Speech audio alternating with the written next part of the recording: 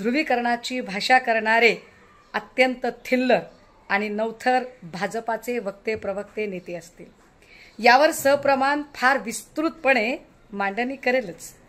पण तुर्तास आज अमित शाह यांनी पुण्यामध्ये येऊन जी मुक्ताफळं उधळली त्यावरून 2 मुद्दे नक्की स्पष्ट झाले.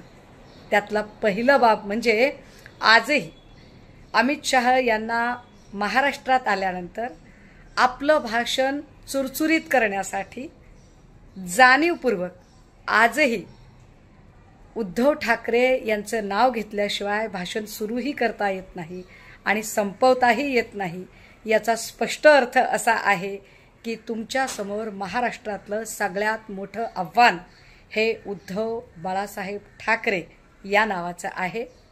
आणि दुसरी महत्त्वाची बाब अशी की ज्या पद्धतीची अत्यंत थिल्लर भाषा, सवंग भाषा आज तुम्ही पुण्यामध्ये केली त्यावरून तुम्ही हे सप्रमाण सिद्ध केलंय की पार्लमेंटमध्ये तुमच्या पक्षाचे खासदार रमेश बिधोडी यांनी जी सवंग भाषा केली होती त्याच्याही पेक्षा अधिक निम्नतम स्तर अमित शाह तुम्ही आज पुण्यामध्ये येऊन गाठला. वदनी कवल घेता नाम घ्या, रोजच्या भोजनात हवंच हवं गोकुळ दही. नाम घेता पुकार, गोकुळ दुधा इतकंच दर्जेदार गोकुळ दही. अन्न हे पूर्ण ब्रह्म.